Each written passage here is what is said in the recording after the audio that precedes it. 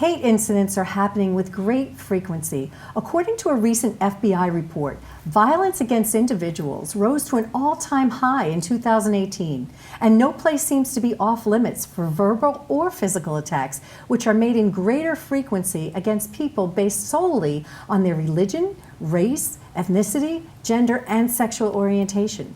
Framingham has seen students targeted from elementary school to college. And after a recent incident at Framingham High School, the Black Student Union created an anti-hate initiative to stop the use of the N-word. And I'm joined today by Mira Donaldson, president of the BSU, Angela Calissa, vice president of the BSU, and their BSU mentor, Gloria Pasquale. Thank you so much for being here, everyone. It's great to have you here to talk about this important topic. And I'm just going to ask you first, when we get started here, Angela, and then we'll work our way through the panel here. Tell us a little bit about yourself, you know, your grade, your age, and how long you've been in the Framingham Public Schools. So my name's Angela Calissa. I have been in Framingham Public Schools for now 4 years, and I'm 17, almost 18. When do you turn 18? Next week. Oh, very soon. Okay, that's great. Happy birthday in advance to you. Thank you. And thanks so much for being here. Mira? Hi, my name's Mira Donaldson. I'm 18, a senior at Framingham High, excited to go to college and everything. Yeah.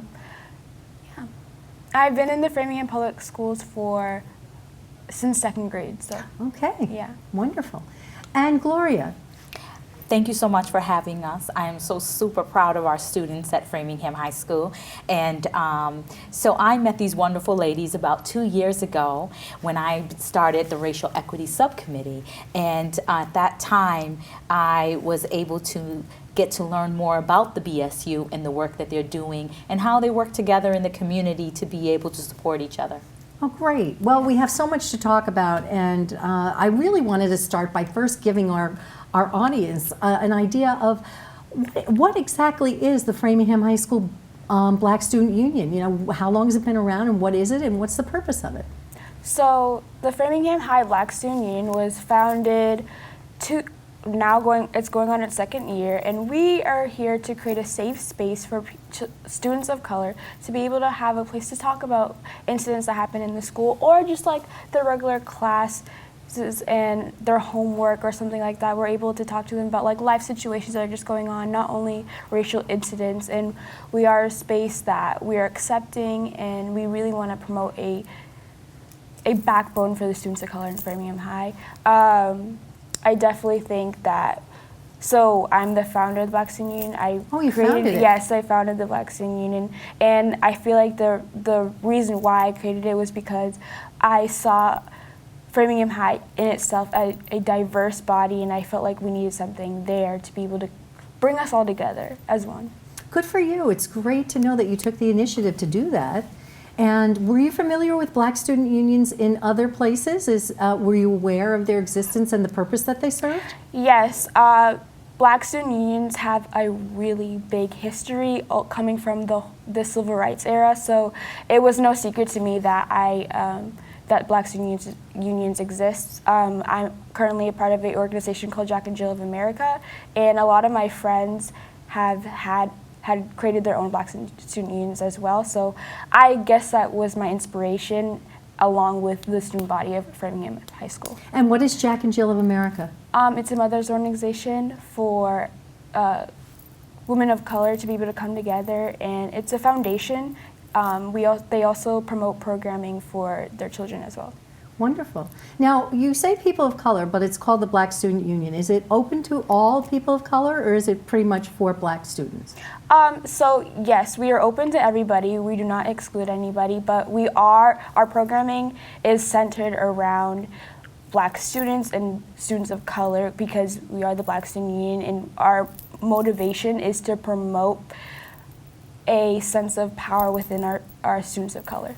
Wonderful. Okay, that's great. Angela, what inspired you to get involved with the Black Student Union? So I actually met Mira last year, starting English class with her, and we became friends, and she told me about BSU, so I thought, why not join? Maybe it's something I can do after school, get to know more people.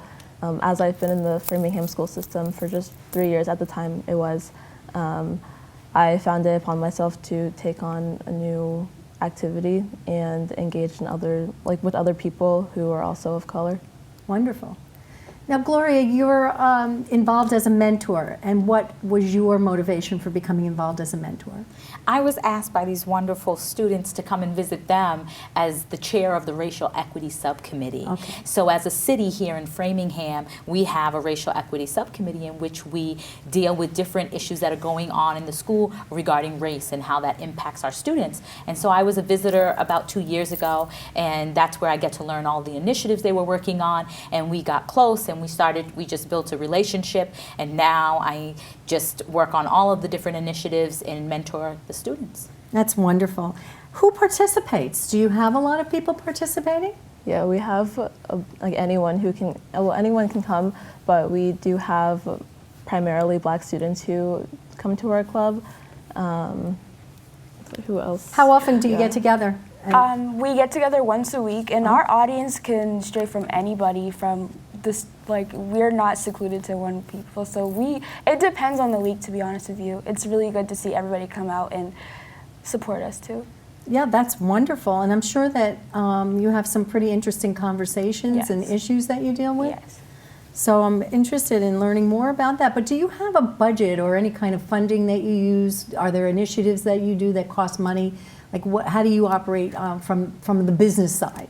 So in our past, we've hosted a movie night on the Hate U Give, and we also followed it up with a talk back after about police brutality. So that was one piece where we did have to use a little bit of money. But we are currently working on creating apparel, which will be available at school for students to buy in support of us, and that would basically be a fundraiser for our club, so we can have future endeavors that are like the movie night that we're able to host. That's wonderful. Yeah. What's the structure? Because you're president, you're vice president.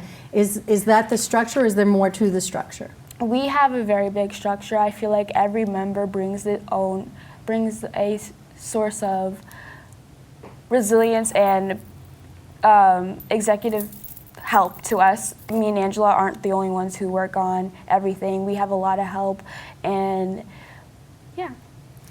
And so the organization, you meet weekly, you've got a good group of people that come, maybe people stop in or people come regularly, it doesn't matter is what you're saying. Yeah. Wonderful, it sounds very welcoming. And do you work or coordinate with other Black student unions in other schools? Yeah, we actually just started working with the Cambridge Ridge and Ladin High School and their BSU. We went to, Gloria, Mir, and I, we attended a school committee meeting, or school committee panel with all the members who were running for election in Cambridge, and their Black Student Union actually asked the Cambridge members who are running what they can do for their Black Student Union and what they can do for students of color in particular at Cambridge. So it was interesting to watch the panel that they had and learn from that and see how we can bring that to Framingham. Well, it's always so helpful to share ideas. How long have they existed? For longer a while than us. So they We're have so very much to recent, share yes. about what they've done over so many years, and yours is relatively new, so that must be very helpful. Yes. Right. That's wonderful. Gloria, who else works with the BSU? You're a mentor, but who else are you working with in that role? There actually is an advisor at the high school that the students can talk to, Mr. Finan, who actually advises the Black Student Union. Wonderful. And is taken on this role. He's a history teacher there, and he has been extremely supportive to the Black Student Union and making sure that all their needs are met, but also being able to talk to the history that there is of African Americans or Afro-Caribbeans and just history and American history in general. That has been amazing to watch the dialogue in these conversations on Thursday afternoon. Well, that's wonderful. So we have a list that kind of shows what is the BSU, and we'll take a look at that just so we make sure we hit on all the points there. So basically, when we look at what you're saying, anything on here that you want to highlight and talk about in terms of what the purpose of the BSU is? I feel like I want to highlight the fact that we promote self-awareness and self-love in this time of struggle where we have so many outside forces coming into the student mind. I feel like the BSU really likes to promote like a sense of like a stable mental for the students and really be there for them in any sort of way that we can be. I also want to highlight the fact that we provide opportunities for public speaking. Recently, we had a panel discussion at Framingham High about creating an inclusive classroom, which went really well. The teachers were very receptive to what everybody had to say. It was a great discussion, and I hope to have more. Wonderful. I mean, those are really great objectives. You know, it's a really good list of reasons and descriptions of why the BSU exists and what your goals are and what you're working towards. And it sounds like from what you're saying in terms of what you're working on and what you've been collaborating with now with Cambridge, that you've actually accomplished quite a lot already in your short existence. We have a list of some of those accomplishments. Why don't we take a look at that too and see, and maybe you can talk about some of those as well. So this is just a list of some of the achievements. Tell us about them. So, in our past, we have had a student diversity forum, we've had a Q&A with the mayor. These have all been very opening and helpful opportunities that we've had, especially the Q&A with the mayor, having she be the first mayor of Framingham and a Black mayor at that. Yes. It was really good for the students to see what this looks like and have a person of power, a Black person in power, come talk to us and show us how they got to where they were. And I see here discussion with the superintendent on racial climate. Yes, we had a discussion, open discussion with the superintendent, and we had a normal setting which is facilitated. Each week we have facilitated discussions, and he just sat in and was able to really listen to us and what we had to say about what was going on at Framingham High. Well, and anti-bullying resolutions and I mean, what is that all about? So, in collaboration with the school committee and the racial equity subcommittee of the school committee, we had come up with resolutions to promote a better student environment within the school, so that we're able to just go to school and learn, not have to bear all this other stuff when we go there too. These resolutions included steps in which we can take to be able to be safe, and for the teachers to take as well. Do you feel that it's working? Do you feel the results of your work? Do you feel that it's more than just talk? Because that's always the most important thing. When you talk to the mayor, when you talk to the superintendent, when you talk to the teachers about all of these things, do you feel that it's making a difference? I feel sometimes it does make a difference. It's definitely harder to get a lot of administration and faculty on your side when we all have different opinions on several topics. So we work closely with our principal, Ms. Bannock, and a lot of administration, such as Mr. Stewart, who actually just came to our school this year. He is a Black man, I do want to point out, but he has been so supportive and so receptive to what we have to do and all our initiatives. And do you feel that how welcoming was the school community when you started the organization? Was it something everyone understood and welcomed, or was it something that took them time to get used to? You know, how did the students respond to it throughout the general population? I think that they were very iffy about it at first, especially the racial subcommittee. The students we do support it because it's something that we want and what we stand for. So I think seeing a committee that's meant for us to work with our Framingham High School, and not just only the high school, but all of Framingham public schools, it shows that we're doing something for the next generation of kids in Framingham. Yes, like leaving a legacy in our school for people that were able to create a better environment for the freshmen that come in, for anybody that comes into the school, so they know that they're welcome there no matter what they look like. That's fantastic. So let's get into some of the nuts and bolts. I mean, Gloria, let me just ask you this. You are a mentor, and so you are involved in observing and facilitating a lot of dialogue with the BSU. And how intense has that been? I mean, it must be at times when things are happening in the world and issues are coming up that are racist or violent, you must see a lot of emotion. I do, but I have to tell you that our children are brilliant, are smart, and are resilient because they get into the space that they've created, a safe space in this building in which many things occur. So the anti-bullying resolution really stemmed from behaviors that they were experiencing, of feeling bullied and things that were happening. And this resolution, which they really wrote and supported around, how do they have restorative justice conversations? They came up with this. They really have driven this. And so when we're in Thursday afternoon in this classroom, and this is student-led, and really I provide guidance. I'll ask questions, but really the brilliance that comes out of our students and the love and the commitment to one another to support each other on just everyday teenage life that is happening in their life and their experiences. And a lot of times our students of color specifically are experiencing very specific experiences that have to do with their race. And this creates a safe space for them to talk about it and to really be able to relate to each other and then to provide each other the support.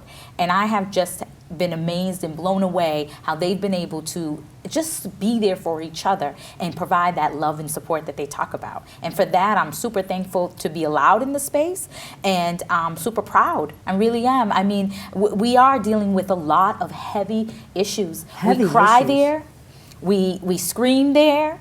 We talk about very difficult topics of hate speech that has happened not only in the high school but in our community and in the world. And so to watch these students be able to tackle these issues, we have some amazing students, and I am proud of the future that is to come. So. Well, you know, these are hard topics to talk about. A lot of adults can't talk about them, let alone the youth, you know. So that is something to be very proud of, I would think. And when you say, and I hear you've all mentioned the term safe space, what does that mean? So a safe space looks like a place where a student can come and talk freely without judgment or the fear of retaliation. A safe space looks like a lot to different to somebody in their own environment. We always, before we start a discussion, we always like to reintroduce the fact that we want to be welcoming to everyone's ideas and issues that they have going on with no judgment, so that we're able to provide the best help that we can for our students of color. I think we all need a safe space to talk about some of these issues and other issues that are difficult, because life is difficult. Yes. And we don't always have safe spaces. You know, we're always being judged, right? So I'm happy that you have that, and that is, so I'm curious now to hear, how has that then helped you? I'd love to hear both of you kind of weigh in on this. How has it helped you in your day-to-day life, even outside of the classroom? Do you feel that it's impacted that? Yeah, I think having a safe space to just say whatever you want, regardless of whether it's about race or not, it allows you to kind of move forward and feel like relief, because you are letting out a lot of maybe pain and grief that you've experienced from other people and other things going on in your life, and you just feel like if you don't have someone to talk to, you can just come to BSU and talk to all of us, because we're all not just friends, but we're a support system for each other. A support system is great. And do you ever worry about confidentiality or anything you're saying being used, you know, in a negative way, or do you really don't have to worry about that? We have a very big trust system within ourselves. We trust each other, and we make sure to make it clear that whatever is in this room, it stays in this room. And I feel like the only time that cancels out in a way is if someone's like in danger or like if they're going to hurt themselves. Right. But we want to make sure that we are providing the best experience that we can in the BSU, in addition to all that we provide. Wonderful. Has it changed your social life at the high school at all, or outside of the high school?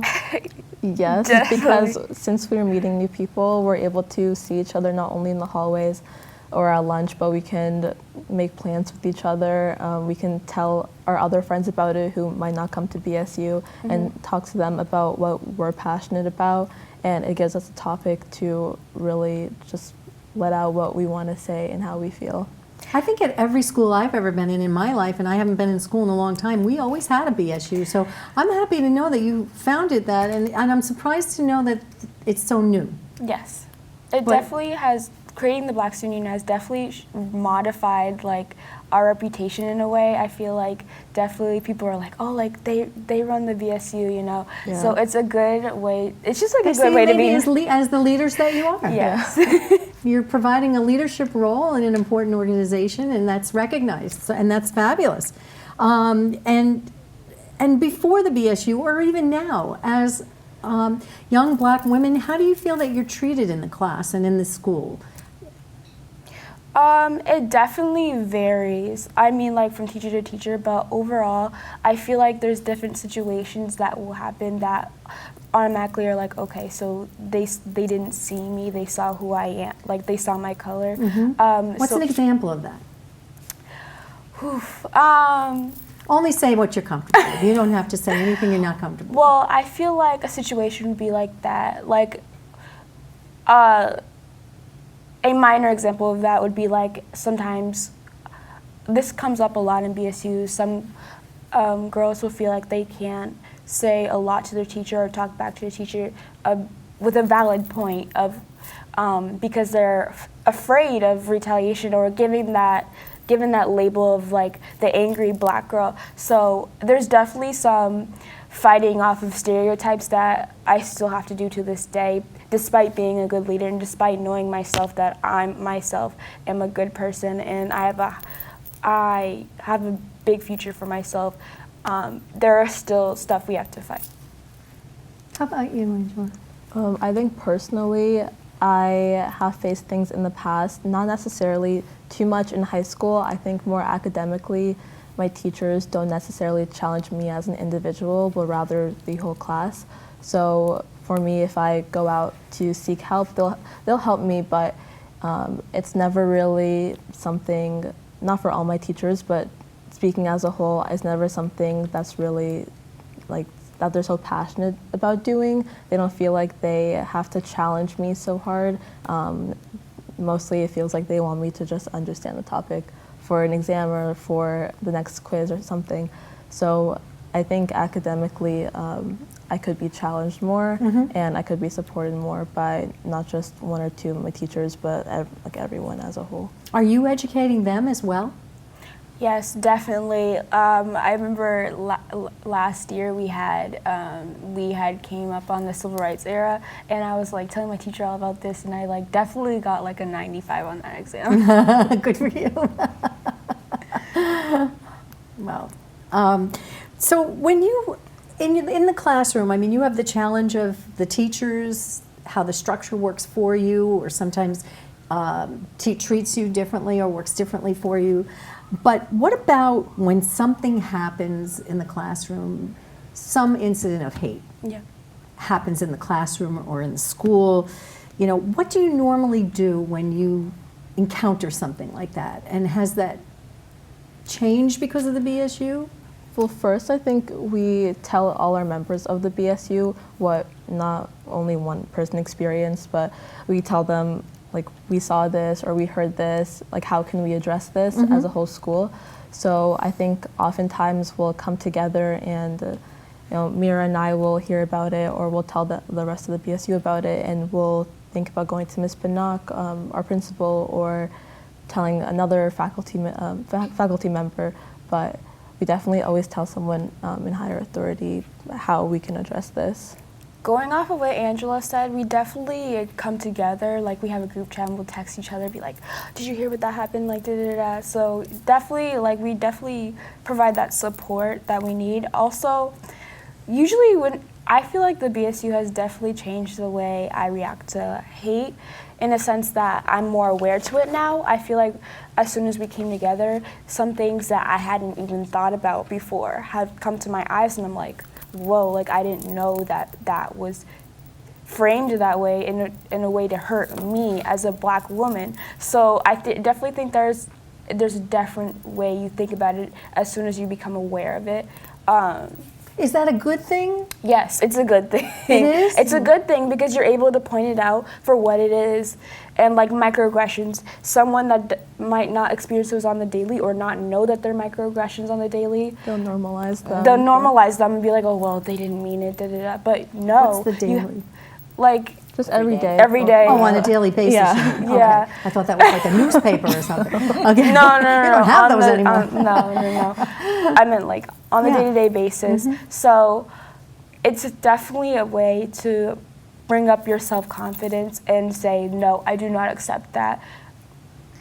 Are the people, things, how you receive things isn't always how they're meant, and can you differentiate? I mean, there's a lot of learning going on here. I mean, you're talking about how you raise a level of awareness on some of these things. There's a lot of learning going on. So in some situations, they may be meant not in a mean way, or like they may have an intention of not being mean, but Right. that doesn't make it wrong. That does not make it wrong, Right. So I feel like there still has to be an area of like talking and like restorative justice, so that we're able to point these out for what they are. And how about, you have an advisor Yeah. and a mentor. So how do you folks, Gloria, how do you deal with it along with the student advisor when these incidents come up in conversation and maybe the students feel that they should bring them forward to the administration? What do they just go on their own? And They really do go on their own. And so that's the beautiful thing about the wonderful. BSU is that they So happy to actually, hear that. yeah, they meet, they discuss it, and I think that's where they process this when you talk about learning. And I think if you guys would talk about the AP class forum and how that came about. So AP is advanced placement courses. Right. That they had a whole forum with the teachers and the staff around how they felt that they were being treated around what was being offered to students of color and those that were actually taking AP classes. So, and they can talk about how they address that. That was, all of these things have been situations that either one or more of these students have experienced. They come to the BSU and they speak to each other about it, and they come up with how they'd like to address it. One of the things we provide Mr. Finan and other staff, because so many staff members are involved in supporting these students, is really around ideas. Okay, so we thought about these things. What do you guys think? It's really running, but these are their initiatives. They're going with it, and so I think if you guys would share a little bit about the AP forum, I think Right. would be great. So the whole origin of the AP in honors forum was that literally on our first meeting, one of the main things that came up were that students of color or Black students were not being recommended for these AP classes, the high advancement classes in the schools, and these classes look really good on a college resume. sure, So- and you get credit in college Yeah, you for get them. college Yes, credit. you Save get money, college you get credit, credit. and advisors look really well on them because you're doing competitive courses. Sure. So a student of color, why is a white student getting recommended for these if they have all A's, but a student of color not getting recommended for it if they still have all A's in these classes, Right. and it's not challenging them as a student. So we in response to this, we had a forum that talked about all of this, why we're not getting recommended, what teachers personally can do to benefit this and help us with this in a way that could be restorative. What was the forum? Was it with the teachers? Yes, it was with the teachers And on a did professional you development learn anything day. about why students weren't getting recommended? We feel like teachers have different reasons depending on the subject. I think a lot of it is institutionalized, what they may think of a student and their capability. Yeah. So I feel like depending if you're a person of color, not just Black, but you may be marginalized in that sense and Okay. not, you don't feel challenged enough. Like I said earlier, you don't feel challenged to go into an AP or honors course by your teacher because if they don't mention it, you're not going to think Right. much of it. Has it changed now? Yes, Yeah, definitely. definitely. Are you After- taking AP courses? Yeah, we're taking. All right. Yeah. That's wonderful. I feel like the forum brought up a very needed conversation, and teachers haven't had this conversation before. They were very shocked at what we had to say, and I feel like it wasn't even like a bad shock. It was like a good shock in a way where they were ready to learn and make a change to what they had to do. Yeah, and I think also one of the things were sharing that there was so many few children of color in the AP classes, and they shared their experiences. So some of the comments that were made were, okay, so if I'm the only student in here of color and I'm in there learning, some of the comments that the students were feeling like they kept being asked by the teacher that was teaching, are you sure you're in the right class? Yeah. Are you sure this is, okay? And so they get these microaggressions that I think both sides were like, they needed a place to talk about that, to make sure they were checking in with their own psyche to say, is this happening to me because I'm black, or is this happening to me just because what's happening? And then the teachers, when they were made aware of this, I think they were checking themselves to say, Sure. what am I really doing here? So I think everyone really benefited from having these critical conversations. Wow, what an impact you've had on that. That's Yeah. fantastic. Thank you. Now, obviously there are so many different forms of hate and so many different forms of aggression that occur. How much of the hate towards black people do you think comes from the use of the N-word? A lot at Framingham High, a lot. I feel like it's either like they don't know the significance of the word, or like the background of what they're saying. Now that it's in our music, it's in our it's everywhere now in social media. So I feel like there's not a lot of distinguishing between like the hate that we see in the N-word. So a student may say it, but they don't know that it's hateful towards us or themselves even. So that's a really big problem at Framingham High right now that we're trying to stop. Wow, that's so because that's, and were you going to address that as well? Yeah, to add on to what Mira said, I believe the N-word is said all the time by everyone, like Hispanics, blacks, whites.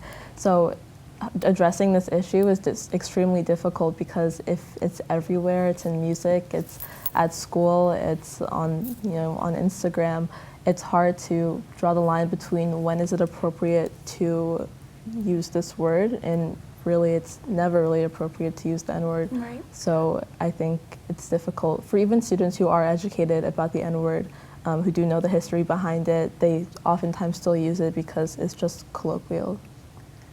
I have read about efforts over many years to try to do away with the use of the N-word. And then you mentioned, that it's in music, it's in literature, people sing along to the lyrics of songs, and if you're singing along to the lyrics of songs and it's in the lyrics of the songs, you're saying it right then and there. Right.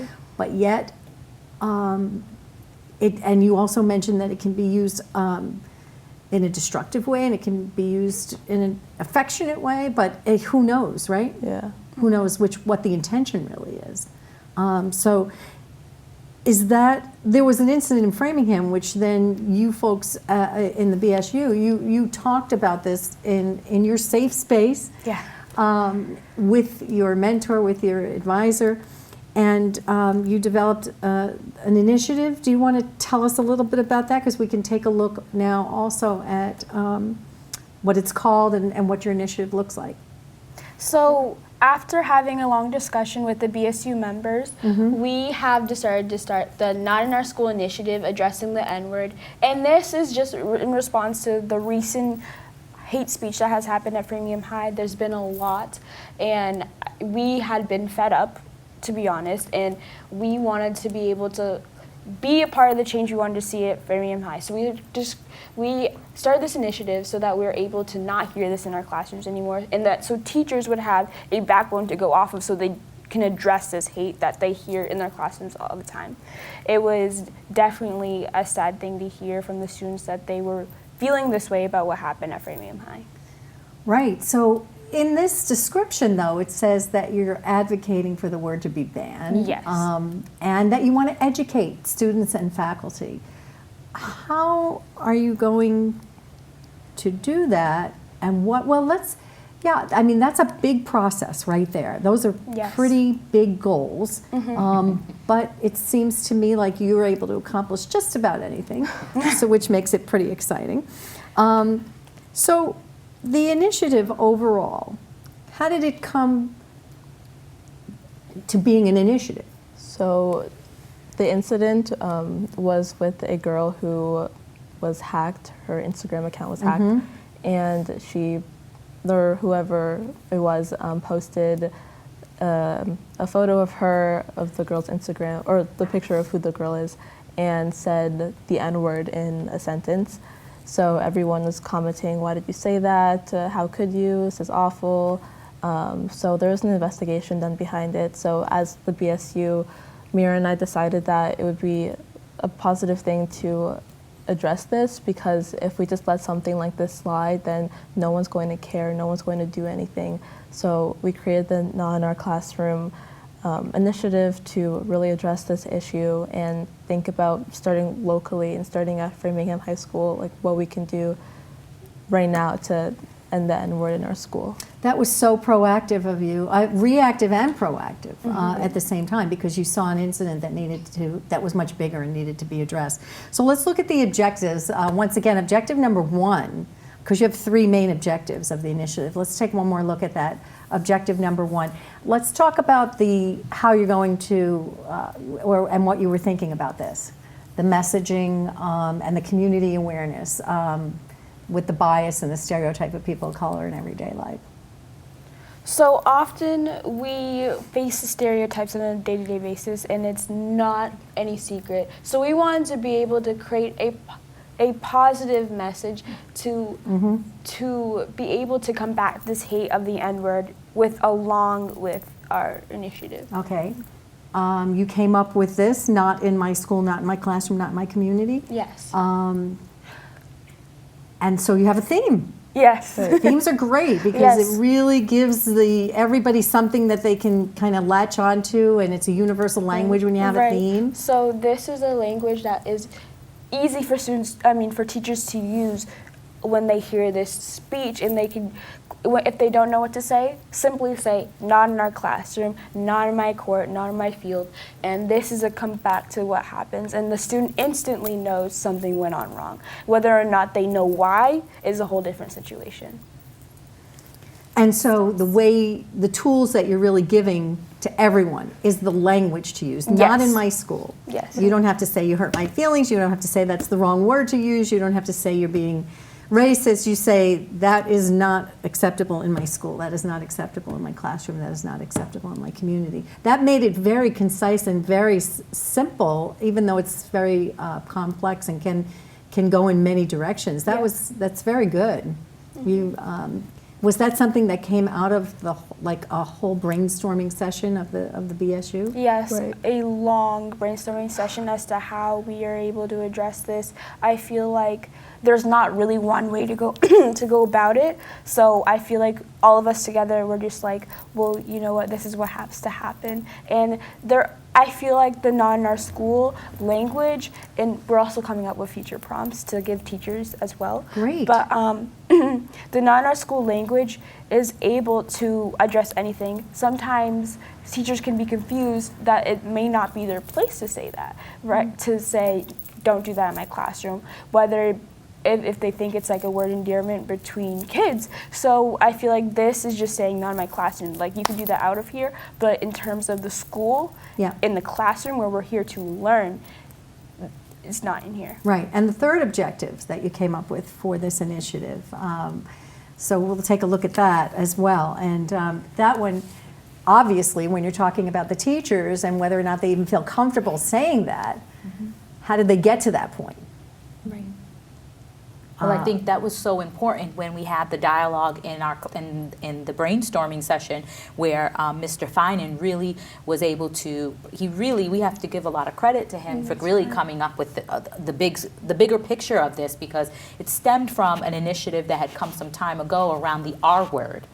And so a long time ago in public education, a couple years ago, there was an initiative to stop the public school systems from using the R word to describe children with developmental disabilities. Yes, and yes. so we wanted to, that's where it really stemmed from, to be able to come back and so Mr. Finan was able to demonstrate and show us that initiative, and I think that's where the students then ran and said, let's go off of that. And he thought that was very successful, that they were able to do that within a 6-month period in public education and really eliminate this word that was very derogatorily used to describe children who were developmentally disabled. And we thought, wow, that would be amazing if we could be able to do that. So you talked about education and professional development. Professional development means training for the teachers, for the staff, for the administration. Will it happen? Will it happen? It does take time. I know for BSU and with other faculty members, we've been talking about restorative justice, which is getting the victim and getting the accuser and the teacher to come between both of them and say, what was the problem? What can we do to make it better? How do we how do we address this? And it's not so much of blaming the accuser, but also looking at the victim and getting them involved to say, this is why I felt this way when you called me the N-word, and this is what I think you should do now. So I think rather than suspension or expelling students, restorative justice is like a positive way to evaluate a situation and not just learn from it, but educate so that you can go on further and feel better about what you did and learn from it. Right, it's more educational than punitive, and I think that's really what everybody's striving for, right? Right. But there's a lot of education has to take place. It has to be the students, it has to be the teachers, the parents, the administration. How are you approaching that? And Gloria, what have you seen in terms of the administration taking that on and being serious about it? Well, this is the beginning of the initiative. Very beginning, And so, yeah. very beginning. So what we were able to do is get together with all of the faculty at the high school and do a panel discussion around this initiative and introduce it. And that's the stage that we're at this time. Excellent. And I think that is that went really well to be able to describe the initiative, where it started from, for the entire faculty to get to learn about the BSU, but also learn how they can help in making sure that this initiative stays alive and continues to the end, and their role in making sure that that they also are supportive around the initiative. How can they help? And so we talked a lot about giving the tools that they may need. And so we talked about this critical conversation that was just the beginning. And I think as we're thinking about this, we really need to think about what are the next steps. And so we really thought about have a longer term plan. Yes, next and I think steps. I mean, this is not something that gets dealt with in one meeting, one day. If that was the case, we wouldn't even be dealing with it now, right? It would have been long gone by now. So I give you so much credit for doing that and recognizing that it's a long-term initiative and that you have to start somewhere. And it sounds like you're off to a really good start. I'm curious about the students. How will you get this? I mean, it's one thing to have professional development for the teachers, but what about the students? Everyone comes from a different background, a different family, different values, different priorities.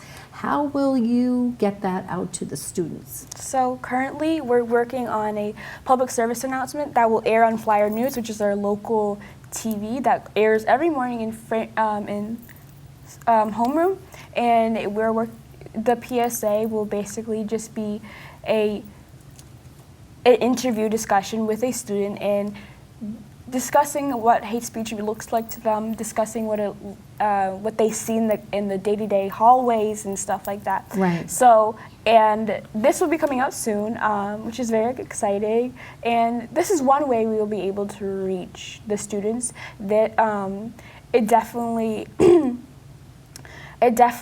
will bring it to the eyes of the students to say, not in our classroom. And they'll know what we're addressing, hate speech in the school. Now, you mentioned before that you might be creating some kind of clothing as a fundraiser. Is that tied to this at all? No, this is, I mean, because I'm seeing, as you're talking, I'm thinking about, not in my classroom, not in my school. I'm seeing that. As a logo on shirts or something like that, and that's what I was thinking when you were talking. But I can see the students maybe even getting excited about stuff like that. Definitely. The PSA sounds great, though. Yes, definitely. I feel like whenever a student would buy apparel, they'd automatically think, hey, not in my classroom. And it's in a way promoting everybody's the same in our school. Like wearing the sweatshirt, hey, equality. Right. And promoting a safe space. Mm-hmm. Right? I think Which has been critical in you being able to do everything that you're doing, is to have that safe space. And I think that brings me to the thought about punishment versus, productive dialogue. Do you think right now that all of these incidents should result in punishment of some kind, or do you think they should go in a different direction? I'm curious, because I'm hearing you say a mix of things. Yeah. I feel like every situation is different and every student is different.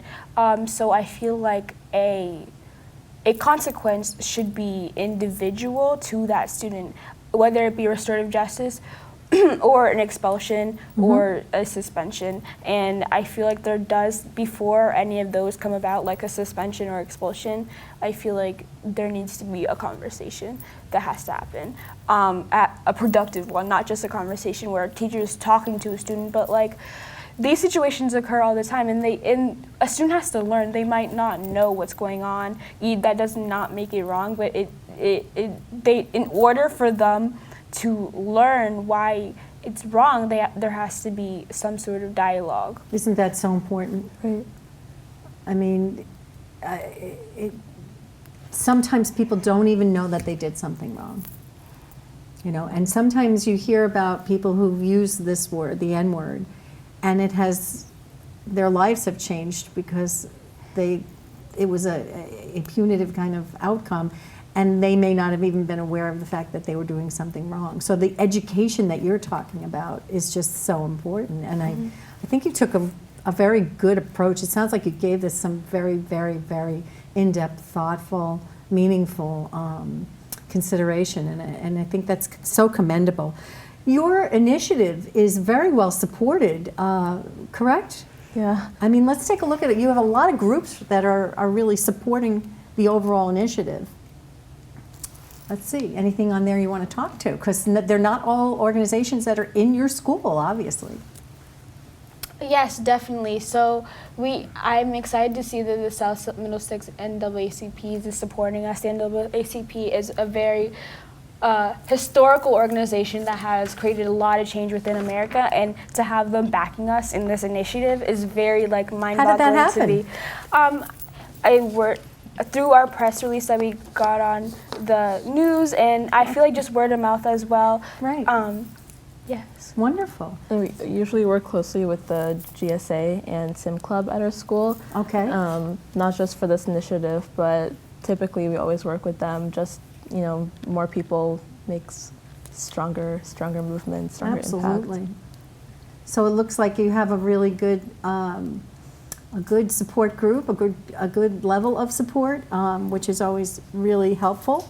It has been so amazing to watch the community come together around this initiative, and to be able to see the Gay Straight Alliance and the Student Immigrant movement, that are both different clubs at the Framingham High School, come together with the BSU and be a collective effort in making sure that they're being supported. To watch the Greater Framingham Community Church, where so many of our children, especially our children of color, which is a historically African American church here in Framingham, attend. So they go. This is their worship home, and to see the efforts of the deacons and the community really rally around the students in their efforts. So we're super thankful and grateful that we have so much community support for our students. And I'm sure you're supportive of so many of the initiatives that are underway from these organizations as well. Right. Have you formed alliances and partnerships with them?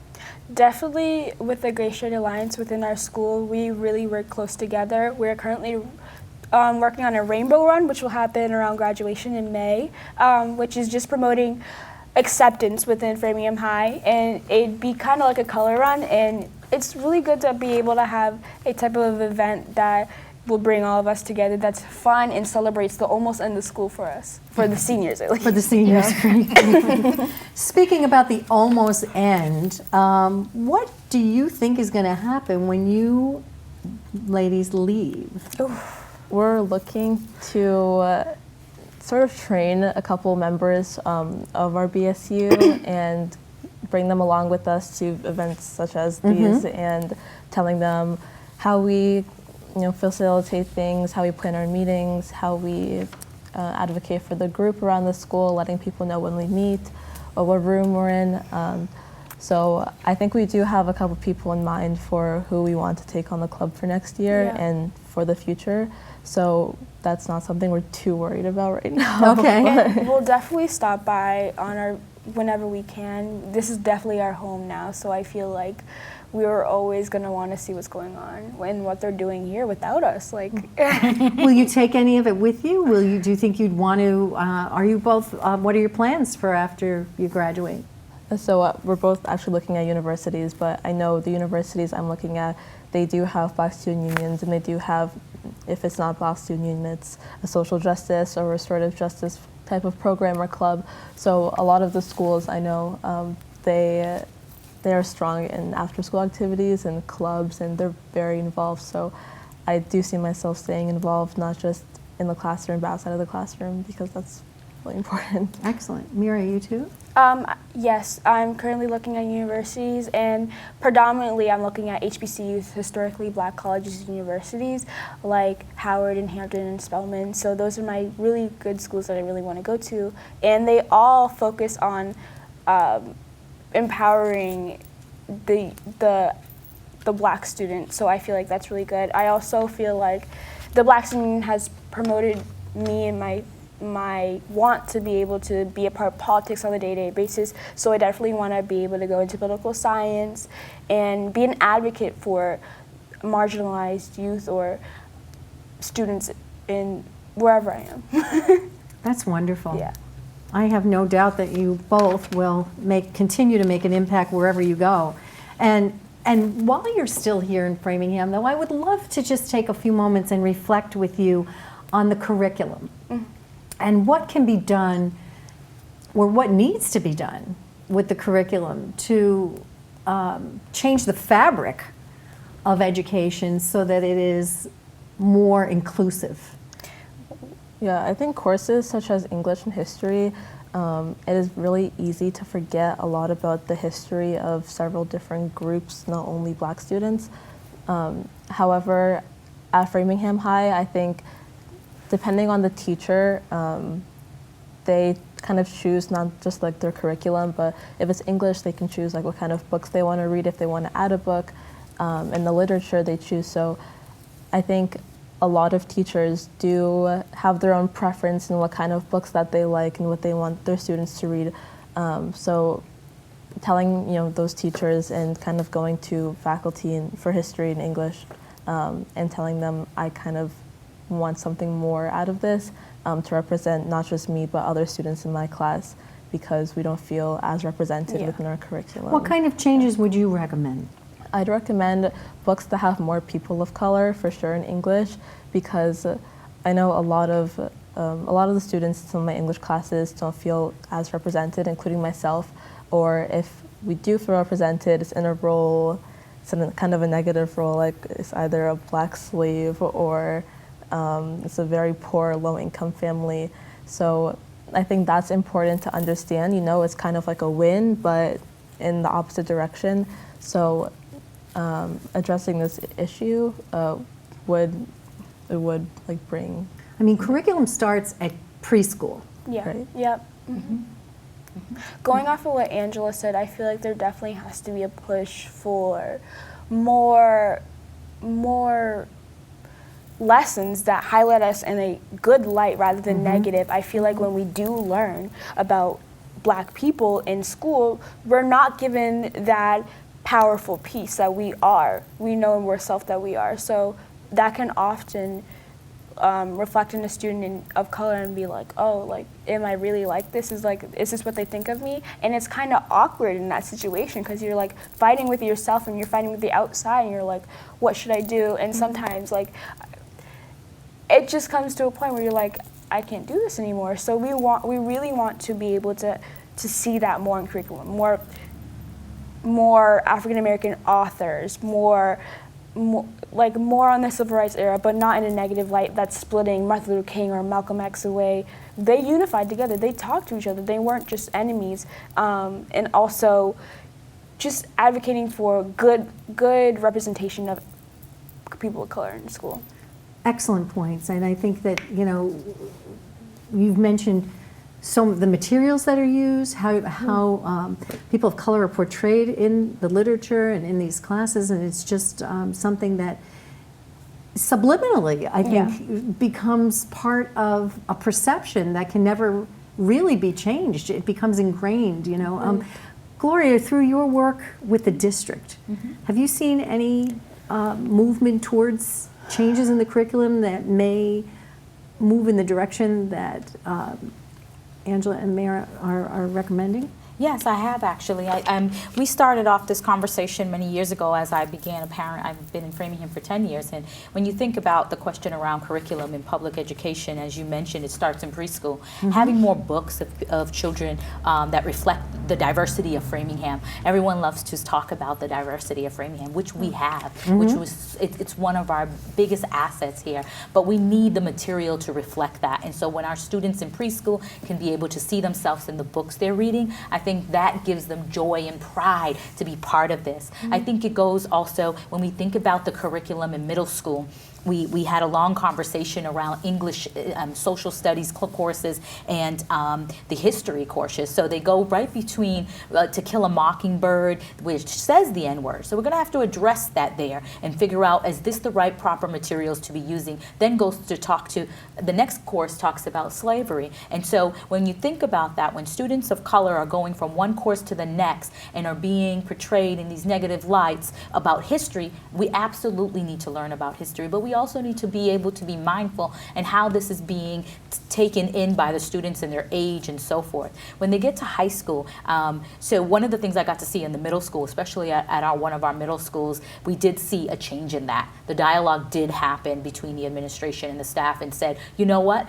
And it was a group of boys of color that really came together and said to one staff that was there and said, we really need to look at this. This is really bothering me, and it's really making me sad that I have to think about myself as a slave, and then I have to go read The Kill a Mockingbird, and I'm being portrayed as there was the actual this incident. This is considered the classic, and that every student is required to read it, and throughout the entire book is the N-word, and yet you're not allowed to say it or you get suspended. I mean, how ridiculous is that? Doesn't that seem contradictory right there? Exactly. Absolutely. I mean, it doesn't seem logical to me at all. And I think those are the conversations that I think we need to start having. If we're going to be teaching about this, how do we really deal with this? Because every teacher is going to do it different, and which I think is a great thing, but I think we do need to talk about it. Right. At the high school level, what we got to see was we brought in Dr. Solomon from Framingham State University, and we had a racial equity curriculum graduate course for staff and the English department, and they got to see,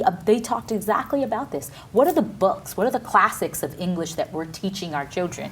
And there's a whole presentation that was done, and we are making moves on this, and these were the conversations that we were able to bring from the racial equity subcommittee, the conversations we're having, and so we are making movement. Yeah. Well, I mean, you raised so many excellent points. I mean, and so many things that I think people have not been aware of. And I know that I've learned a lot today, and I'm sure everyone who's watching is going to take away a lot from this. And I hope that all of your efforts will continue. And I think you've made a tremendous impact. So I'm really appreciative, and thank you so much. Thank you for having us. Thank you.